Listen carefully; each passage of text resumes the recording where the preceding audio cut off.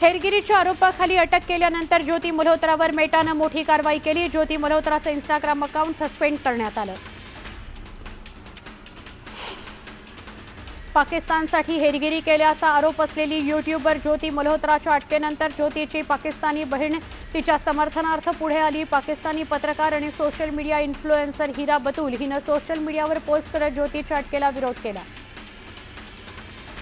ज्योती मल्होत्राने पहलगाम हल्ल्याच्या संदर्भात सोशल मीडियावर पोस्ट केली होती। यामध्ये ती दहशतवादी हल्ल्याचा उल्लेख करत होती, पण हल्ल्यामध्ये पाकिस्तान जबाबदार असल्याचा उल्लेख तिने कुठेही केला नाही।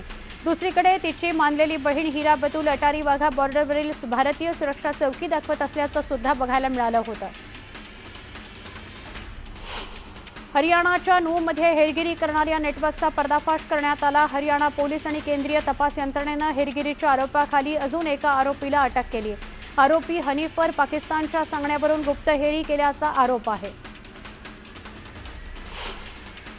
हेरगिरी प्रकरणामध्ये अटक झाल्यानंतर कौशल्या ट्रिप या ट्रॅव्हल कंपनीनं ज्योती मल्होत्रासोबत व्यावसायिक संबंध संपवले आहेत।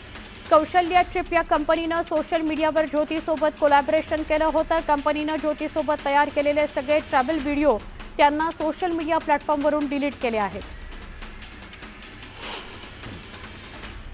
यूट्यूबर ज्योती मल्होत्राच्या अटकेनंतर आता देशभरातून आयएसआयच्या गुप्तहेरांचं अटक सत्र सुरू झालंय। उत्तर प्रदेश एटीएसनं पाकिस्तानची गुप्तचर संस्था आयएसआयसाठी काम करणाऱ्या गुप्तहेर शहजादला अटक केली आहे। आरोपी शहजाद हा उत्तर प्रदेशातील रामपूरचा रहिवासी आहे। या गुप्तहेरानं गोपनीय माहिती आयएसआयला पाठविली होती। याशिवाय त्यानं पाकिस्तानी एजन्सीच्या एजंटलाही मदत केल्याचा आरोप आहे।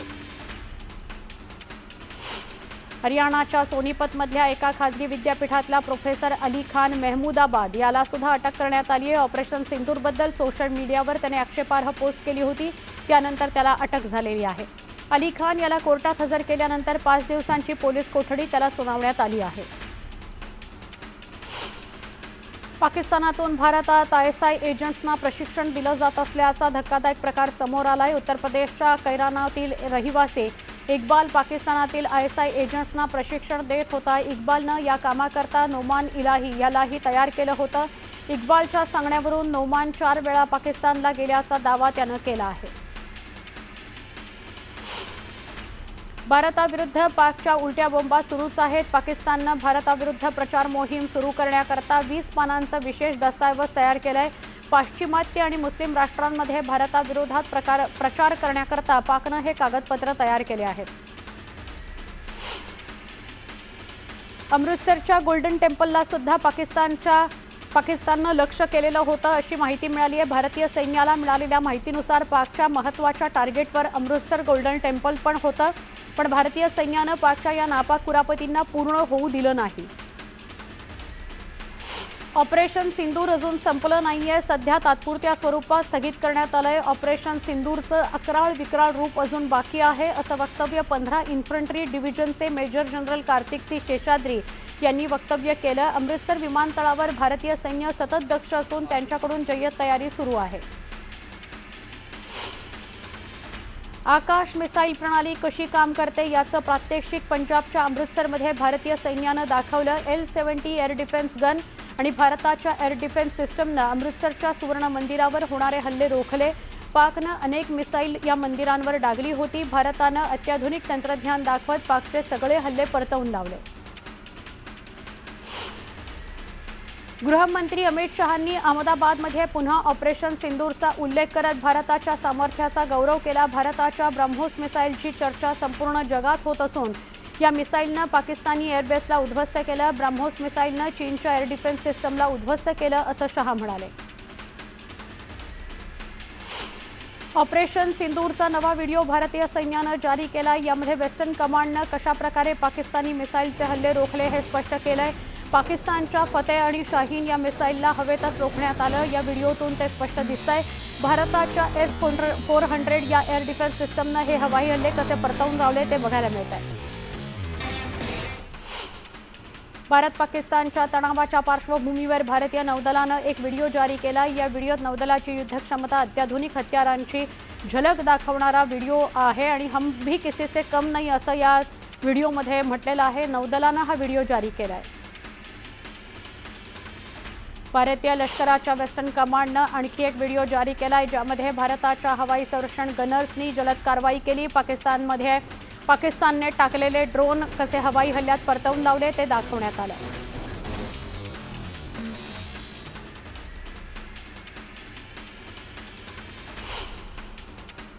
संतोष देशमुख हत्या प्रकरणी पुढील सुनावणी 3 जूनला होणार आहे, तर विष्णू चाटेच्या अर्जावरील निकालही राखून ठेवण्यात आलाय.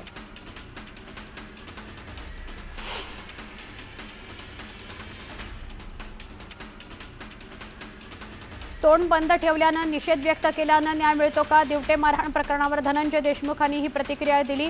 मनोज जरांगे जी दिशा ठरवतील ती मान्य राहणार असंही ते म्हणाले. कृषी मंत्री माणिकराव कोकाटे यांच्या उपस्थितीत नाशिक जिल्ह्यात खरीप हंगाम आढावा बैठक पार पडली. यावेळी कृषी विभागाचं व्हॉट्सअप चॅनलचं कृषी मंत्र्यांच्या हस्ते उद्घाटन पार पडलं, तर केंद्रीय कृषी मंत्री शिवराज सिंह चौहान व्हीसीद्वारे बैठकीला हजर होते.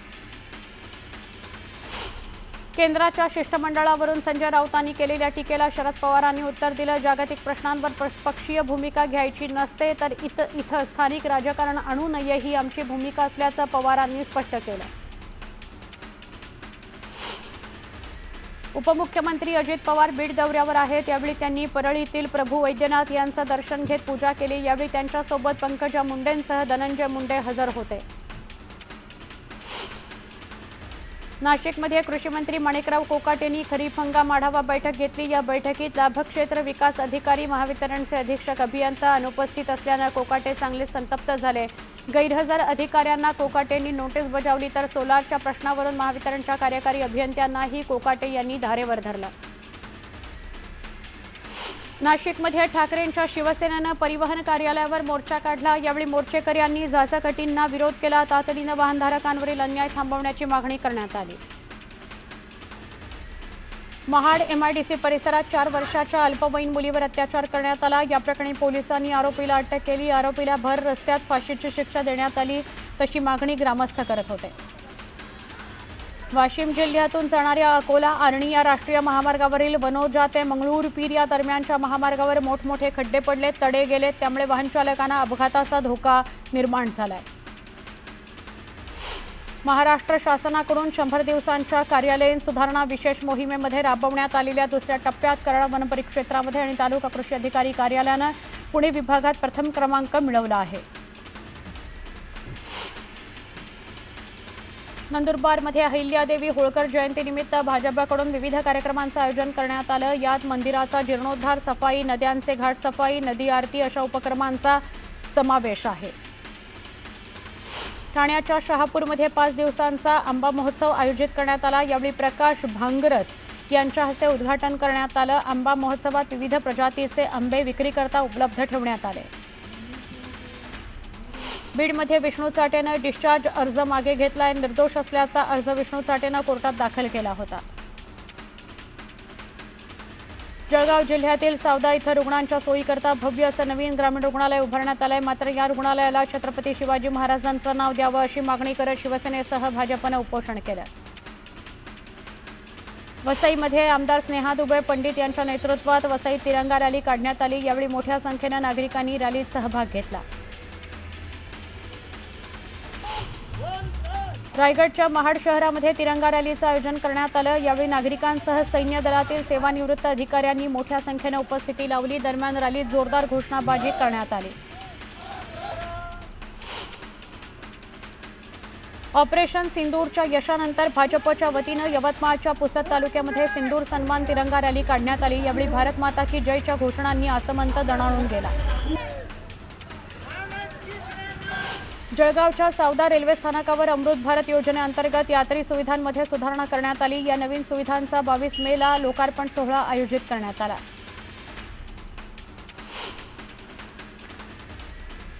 येतव या ॲपच्या माध्यमातून सिंधुदुर्ग जिल्ह्यात नवीन गोष्टी करण्याचा प्रयत्न केला जातो. या ॲपमुळे जिल्ह्याच्या अर्थकारणाला निश्चितच चालना मिळेल असं प्रतिपादन मत्स्य व्यवसाय मंत्री नितेश राणे यांनी केलं. भुसावळमधील प्रसिद्ध हृदयरोग तज्ज्ञ डॉक्टर सचिन पाटील यांचा गौरव करण्यात आला.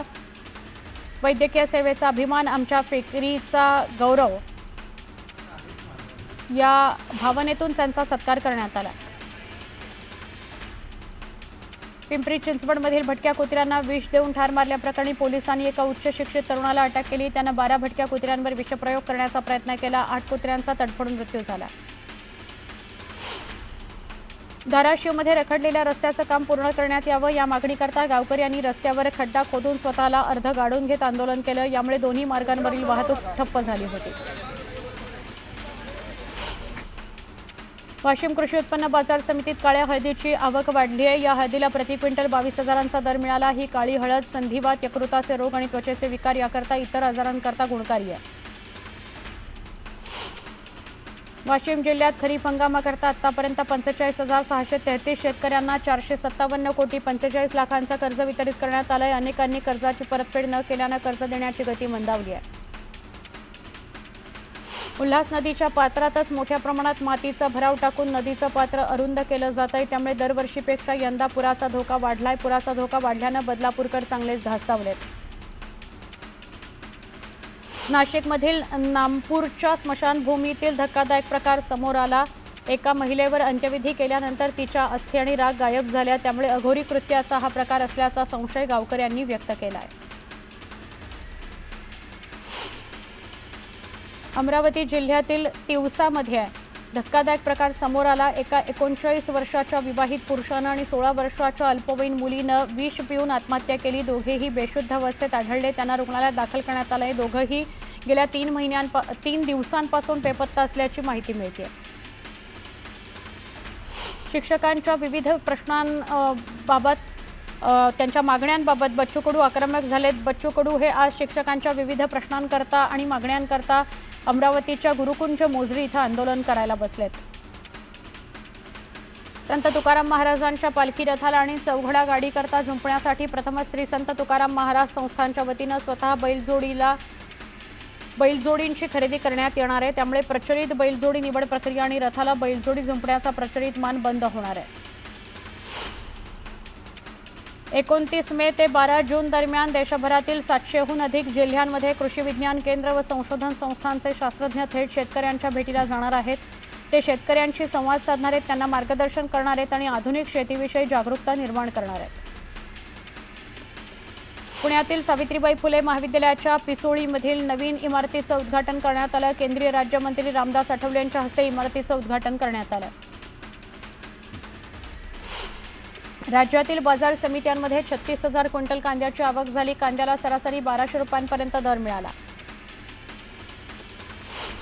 राज्यातील बाजार समित्यांमध्ये गव्हाची आवक घटली आहे। दौंड बाजार समितीत 69 क्विंटल गव्हाची आवक झाली आहे। या गव्हाला सरासरी 2700 रुपये दर मिळाला।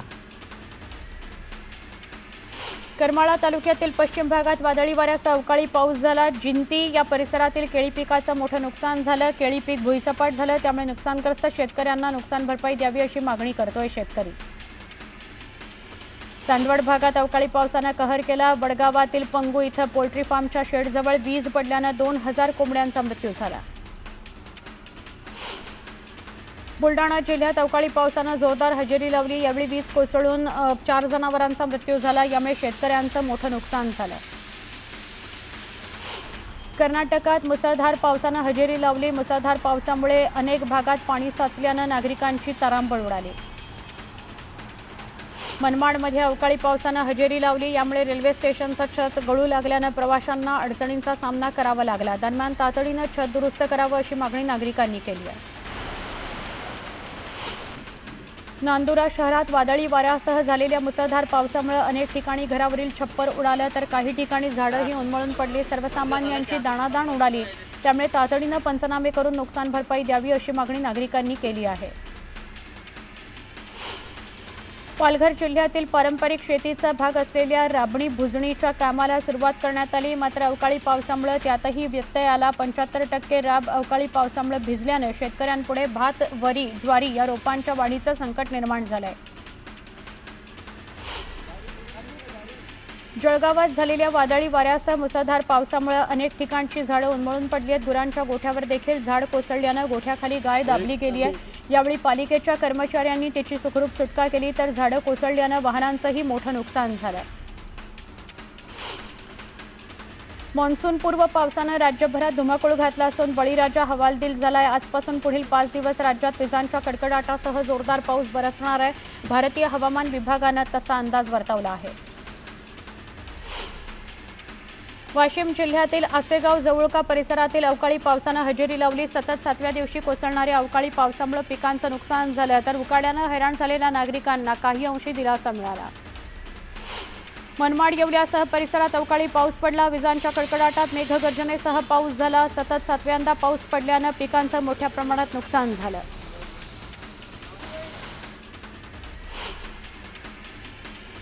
छोटासा ब्रेक, पहा फक्त सुपरफास्ट 100 न्यूज 18 लोकमत।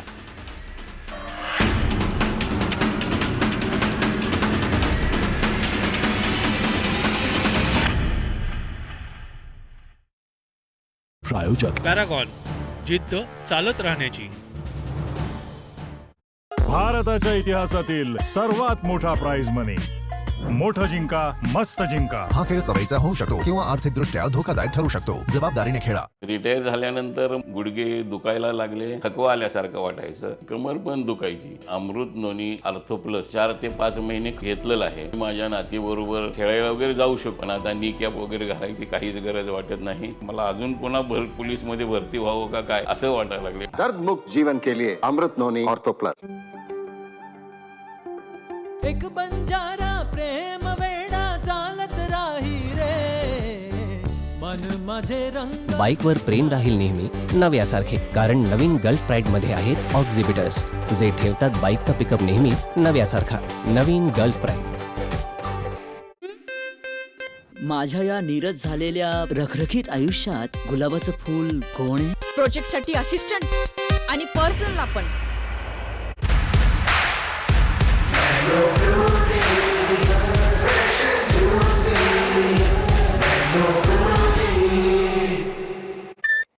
चल यार, लवकर परत यायचंय। आधी काय घेऊया, कपडे का मिठाई?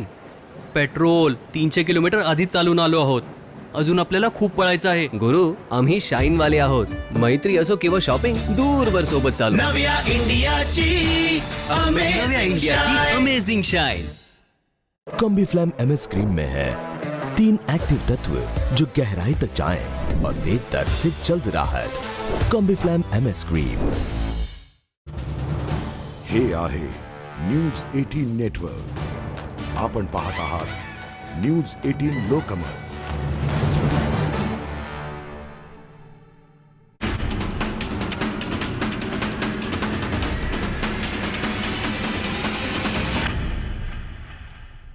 सुपरफास्ट 100ला पुन्हा सुरुवात करूया। धाराशिव जिल्ह्याला अवकाळी पावसाचा तडाखा बसला। पावसामुळे काही झाडं उन्मळून पडली, तर काही ठिकाणी जनावरं ठार झाली। जालन्यातील शास्त्रीनगर भागात विद्युत खांब कोसळला, विद्युत पुरवठा खंडित झाला। सुदैवानं मोठी हानी टळली। अनेक दिवसांपासून नागरिकांनी महावितरणच्या अधिकाऱ्यांना धोकादायक खांबांबद्दल माहिती दिली होती, मात्र अधिकाऱ्यांच्या दुर्लक्षामुळे मोठी दुर्घटना घडल्यानं नागरिकांनी संताप व्यक्त केला।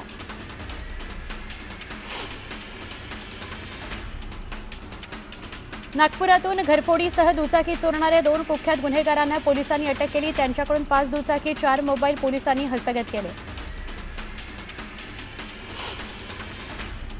रेशनच्या तांदळाचा परराज्यामध्ये काळा बाजार करण्याच्या उद्देशानं जाणाऱ्या 3 ट्रक्सवर पोलिसांनी कारवाई केली। पोलिसांनी 3 ट्रक जप्त केले। एकूण 856 क्विंटल रेशनचा तांदूळ जप्त करण्यात आला। तब्बल 53,76,000चा मुद्देमाल हस्तगत करण्यात पोलिसांना यश आलं।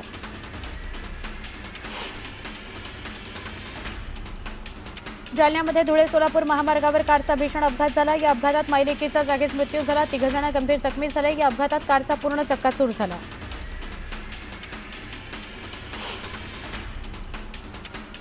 धुळ्यात 4 तरुणांची फसवणूक होण्यापासून वाचवण्यात पोलिसांना यश आलंय, तर लाखाच्या बदल्यात 5 लाख रुपये देण्याचं आमिष या तरुणांना देण्यात आलं।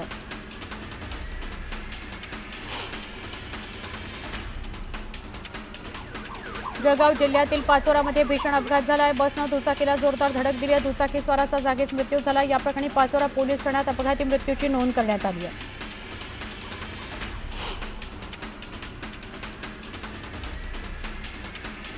चंद्रपुरातील जनता कॉलेज चौकात असलेल्या JVR बुक डेपोला भीषण आग लागली आहे। या आगीत संपूर्ण बुक डेपो जळून खाक झाला। लाखोंचं नुकसान झालं। अकोल्यात रेल्वे स्थानक परिसरात एका युवकावर जीवघेणा हल्ला करण्यात आला. या हल्ल्यात तरुण गंभीर जखमी झाला. आर्थिक व्यवहारातून हल्ला झाल्याची माहिती समोर येते. हल्लेखोरांनी चाकू आणि लोखंडी पाईपने हल्ला केला. यात जखमी झालेल्या तरुणावर रुग्णालयात उपचार सुरू आहेत.